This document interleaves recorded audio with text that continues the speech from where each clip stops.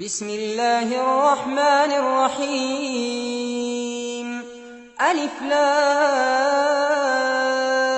را تلك آيات الكتاب المبين إنا أنزلناه قرآنا عربيا لعلكم تعقلون نحن نقص عليك أحسن القصص بما أوحينا إليك هذا القرآن وإن كنت من قبله لمن الغافلين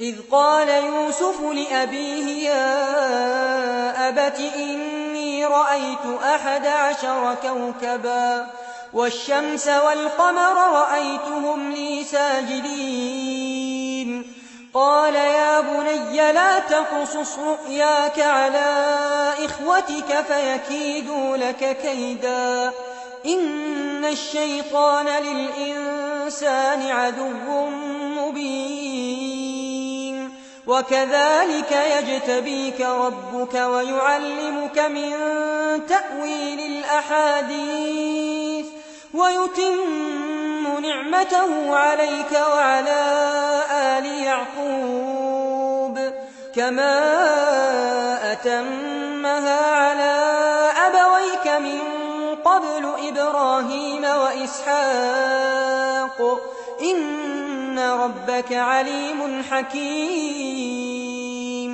لقد كان في يوسف وإخوته آيات للسائلين إذ قالوا ليوسف وأخوه أحب إلى أبينا منا ونحن عصبة إن أبانا لفي ضلال مبين اقتلوا يوسف أو اطرحوه أرضا يخل لكم وجه أبيكم وتكونوا من بعده قوما صالحين قال قائل منهم لا تقتلوا يوسف وألقوه في غيابة الجب يلتقطه بعض السيارة إن كنتم فاعلين قالوا يا أبانا ما لك لا تأمنا على يوسف وإنا له لناصحون أرسله معنا غدا يرتع ويلعب وإنا له لحافظون قال إني ليحزنني أن تذهبوا به وأخاف أن يأكله الذئب وأنتم عنه غافلون قالوا لئن أكله الذئب ونحن عصبة إنا إذا لخاسرون فلما ذهبوا به وأجمعوا أن يجعلوه في غيابة الجب وأوحينا إليه لتنبئنهم بأمرهم هذا وهم لا يشعرون وجاءوا أباهم عشاء يبكون قالوا يا أبانا إنا ذهبنا نستبق وتركنا يوسف عند متاعنا فأكله الذئب وما أنت بمؤمن لنا ولو كنا صادقين وجاءوا على قميصه بدم كذب قال بل سولت لكم أنفسكم أمرا فصبر جميل والله المستعان على ما تصفون وجاءت سيارة فأرسلوا واردهم فأدلى دلوه قال يا بشرى هذا غلام وأسروه بضاعة والله عليم بما يعملون وشروه بثمن بخس دراهم معدودة وكانوا فيه من الزاهدين. وقال الذي اشتراه من مصر لامرأته أكرمي مثواه عسى أن ينفعنا أو نتخذه ولدا. وكذلك مكنا ليوسف في الأرض ولنعلمه من تأويل الأحاديث والله غالب على أمره ولكن أكثر الناس لا يعلمون. ولما بلغ أشده آتيناه حكما وعلما وكذلك نجزي المحسنين. وراودته التي هو في بيتها عن نفسه وغلقت الأبواب وقالت هيت لك قال معاذ الله إنه ربي أحسن مثواي إنه لا يفلح الظالمون. ولقد همت به وهم بها لولا أن رأى برهان ربه كذلك لنصرف عنه السوء والفحشاء إنه من عبادنا المخلصين. واستبق الباب وقدت قميصه من دبر وألف يا سيدها لدى الباب قالت ما جزاء من أراد بأهلك سوءا إلا أن يسجن أو عذاب أليم. قال هي راودتني عن نفسي. وشهد شاهد من أهلها إن كان قميصه قد من قبل فصدقت وهو من الكاذبين وإن كان قميصه قد من دبر فكذبت وهو من الصادقين. فلما رأى قميصه قد من دبر قال إنه من كيدكن إن كيدكن عظيم. يوسف أعرض عن هذا واستغفري لذنبك إنك كنت من الخاطئين. وقال نسوة في المدينة امرأة العزيز تراود فتاها عن نفسه قد شغفها حبا إنا لنراها في ضلال مبين. فلما سمعت بمكرهن أرسلت إليهن وأعتدت لهن متكئا وآتت كل واحدة منهن سكينا وقالت اخرج عليهن. فلما رأينه أكبرنه وقطعن أيديهن وقلن حاش لله ما هذا بشرا إن هذا إلا ملك كريم. قالت فذلكن الذي لمتنني فيه ولقد راودته عن نفسه فاستعصم ولئن لم يفعل ما آمره ليسجنن وليكونن من الصاغرين. قال رب السجن أحب إلي مما يدعونني إليه وإلا تصرف عني كيدهن أصب إليهن وأكن من الجاهلين. فاستجاب له ربه فصرف عنه كيدهن إنه هو السميع العليم.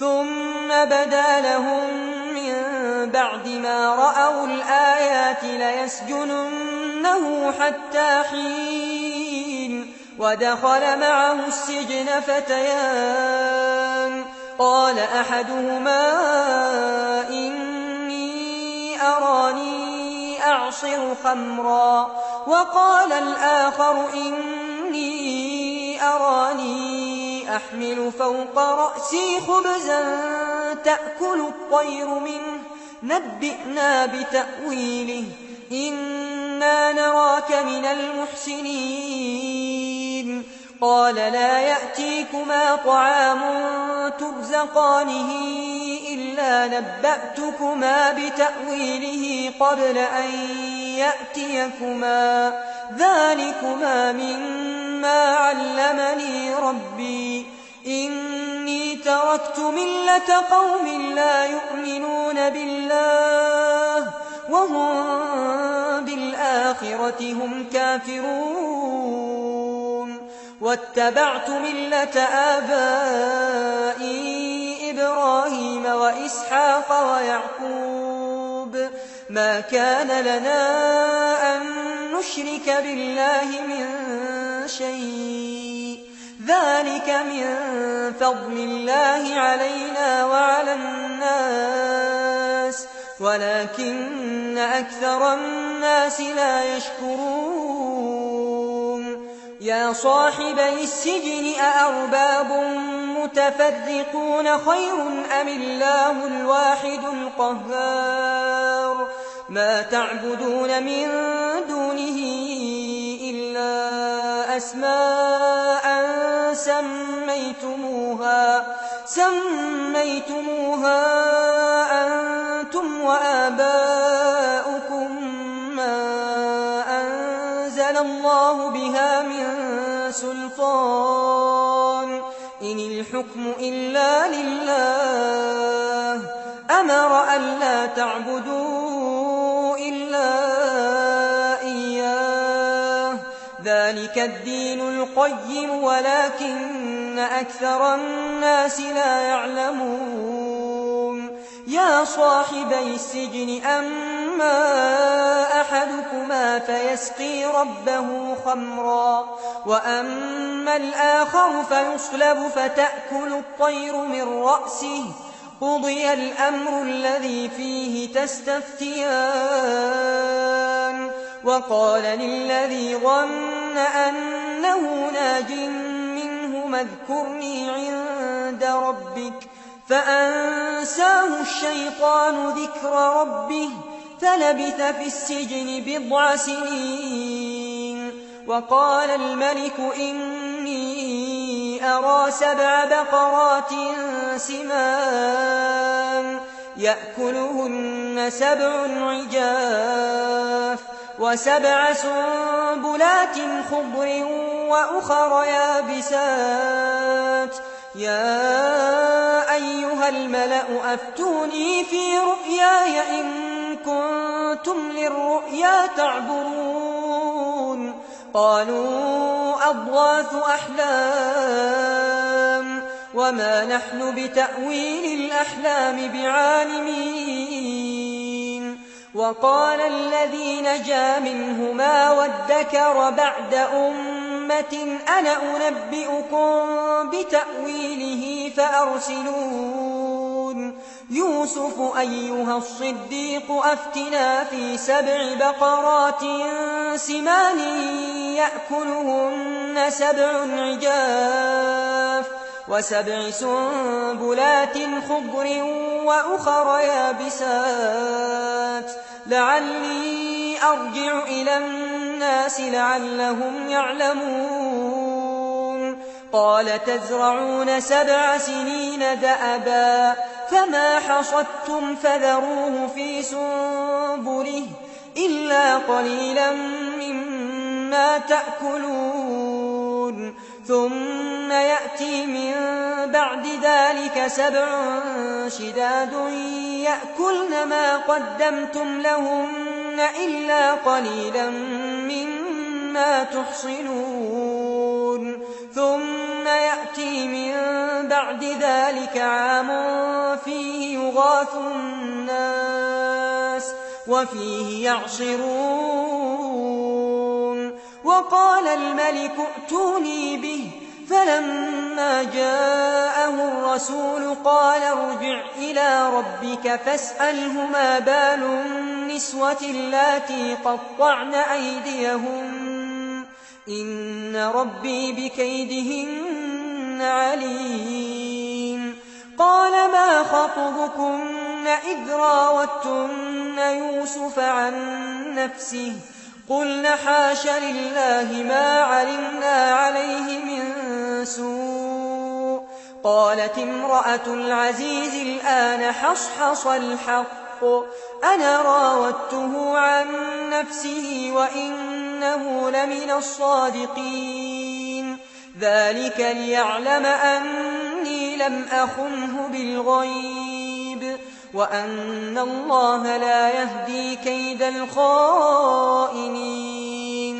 وما أبرئ نفسي إن النفس لأمارة بالسوء إلا ما رحم ربي إن ربي غفور رحيم. وقال الملك ائتوني به أستخلصه لنفسي فلما كلمه قال إنك اليوم لدينا مكين أمين. قال اجعلني على خزائن الأرض إني حفيظ عليم. وكذلك مكنا ليوسف في الأرض يتبوأ منها حيث يشاء نصيب برحمتنا من نشاء ولا نضيع أجر المحسنين. ولأجر الآخرة خير للذين آمنوا وكانوا يتقون. وجاء إخوة يوسف فدخلوا عليه فعرفهم وهم له منكرون. ولما جهزهم بجهازهم قال ائتوني بأخ لكم من أبيكم ألا ترون أني أوفي الكيل وأنا خير المنزلين. فإن لم تأتوني به فلا كيل لكم عندي ولا تقربون. قالوا سنراود عنه أباه وإنا لفاعلون. وقال لفتيانه اجعلوا بضاعتهم في رحالهم لعلهم يعرفونها إذا انقلبوا إلى أهلهم لعلهم يرجعون. فلما رجعوا إلى أبيهم قالوا يا أبانا منع منا الكيل فأرسل معنا أخانا نكتل وإنا له لحافظون. قال هل آمنكم عليه إلا كما أمنتكم على أخيه من قبل فالله خير حافظا وهو أرحم الراحمين. ولما فتحوا متاعهم وجدوا بضاعتهم ردت إليهم قالوا يا أبانا ما نبغي هذه بضاعتنا ردت إلينا ونمير أهلنا ونحفظ أخانا ونزداد كيل بعير ذلك كيل يسير. قال لن أرسله معكم حتى تؤتون موثقا من الله لتأتونني به إلا أن يحاط بكم. فلما آتوه موثقهم قال الله على ما نقول وكيل. وقال يا بني لا تدخلوا من باب واحد وادخلوا من أبواب متفرقة وما أغني عنكم من الله من شيء إن الحكم إلا لله عليه توكلت وعليه فليتوكل المتوكلون ولما دخلوا من حيث أمرهم أبوهم ما كان يغني عنهم من الله من شيء إلا حاجة في نفس يعقوب قضاها وإنه لذو علم لما علمناه ولكن أكثر الناس لا يعلمون ولما دخلوا على يوسف آوى إليه أخاه قال إني أنا أخوك فلا تبتئس بما كانوا يعملون فلما جهزهم بجهازهم جعل السقاية في رحل أخيه ثم أذن مؤذن أيتها العير إنكم لسارقون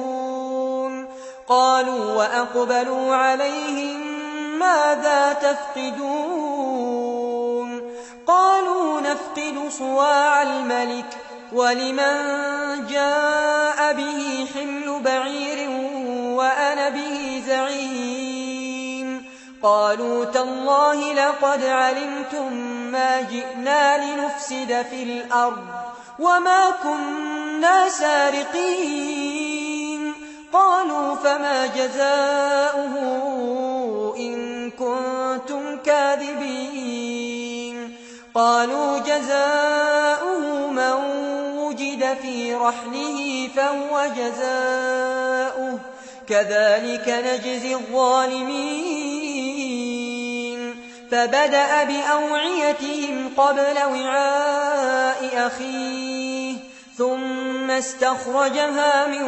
وعاء أخيه كذلك كدنا ليوسف ما كان ليأخذ أخاه في دين الملك إلا أن يشاء الله نرفع درجات من نشاء وفوق كل ذي علم عليم قالوا إن يسرق فقد سرق أخ له من قبل فأسرها يوسف في نفسه ولم يبدها لهم قال أنتم شر مكانا والله أعلم بما تصفون قالوا يا أيها العزيز إن له أبا شيخا كبيرا فخذ أحدنا مكانه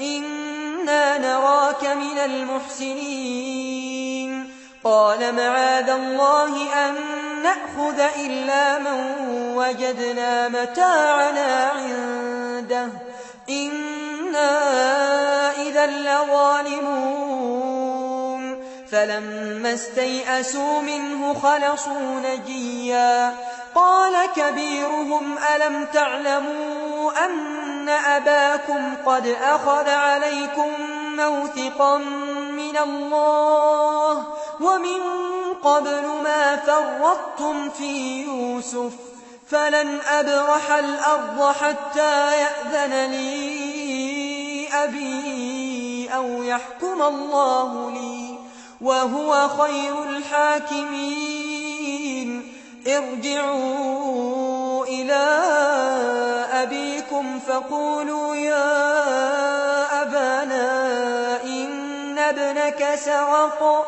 وما شهدنا إلا بما علمنا وما كنا للغيب حافظين واسأل القرية التي كنا فيها والعير التي أقبلنا فيها وإنا لصادقون قال بل سولت لكم أنفسكم أمرا فصبر جميل عسى الله أن يأتيني بهم جميعا إنه هو العليم الحكيم وتولى عنهم وقال يا أسفا على يوسف وابيضت عيناه من الحزن فهو كظيم.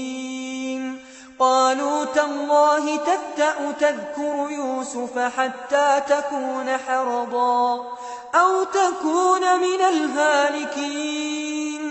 قال إنما أشكو بثي وحزني إلى الله وأعلم من الله ما لا تعلمون. يا بني اذهبوا فتحسسوا من يوسف وأخيه ولا تيأسوا من روح الله إنه لا ييأس من روح الله إلا القوم الكافرون.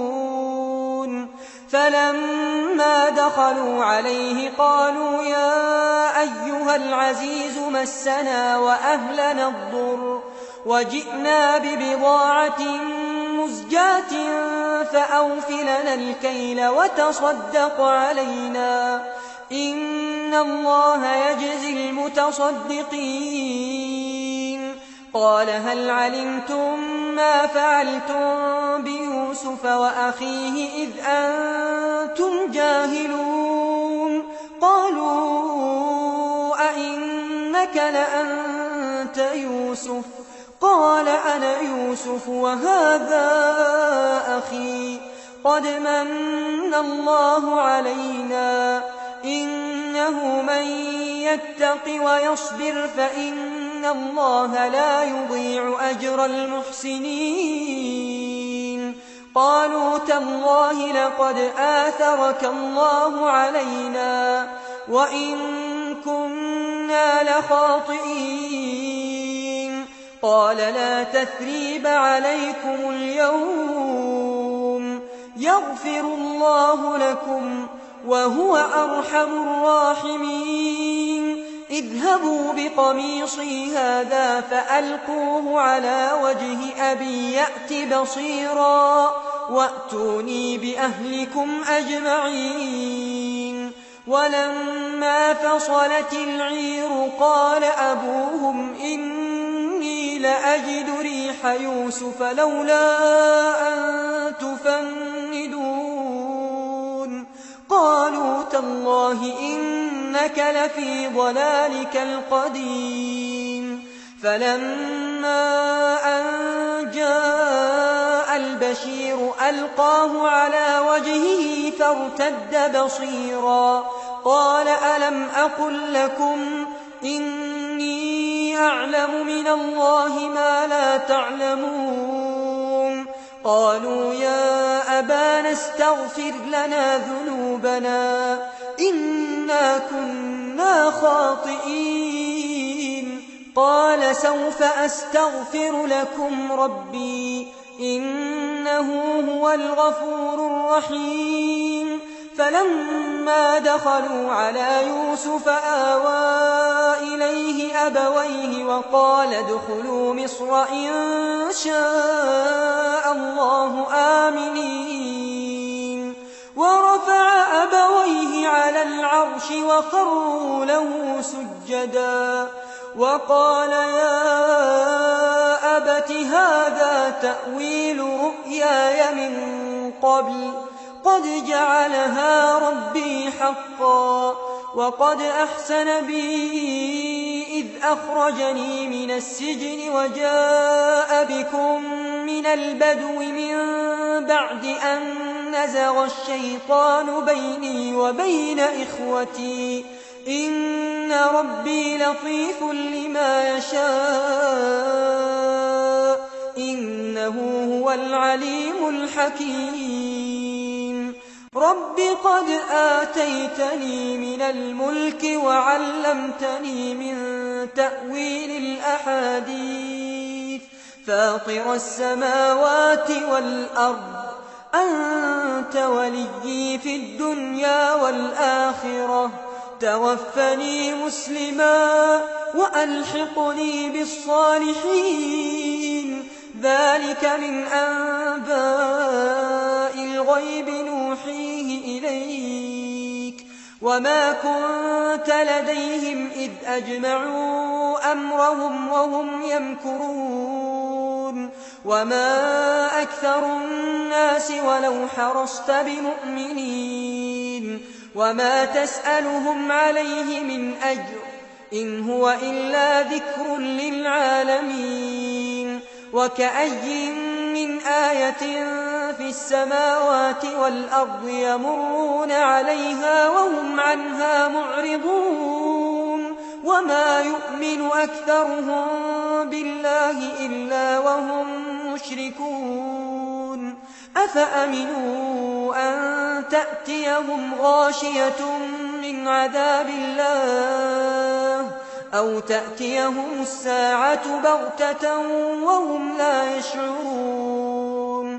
قل هذه سبيلي أدعو إلى الله على بصيرة أنا ومن اتبعني وسبحان الله وما أنا من المشركين وما أرسلنا من قبلك إلا رجالا نوحي إليهم من أهل القرى أفلم يسيروا في الأرض فينظروا كيف كان عاقبة الذين من قبلهم ولدار الآخرة خير للذين اتقوا أفلا تعقلون حتى إذا استيأس الرسل وظنوا أنهم قد كذبوا جاءهم نصرنا فنجي من نشاء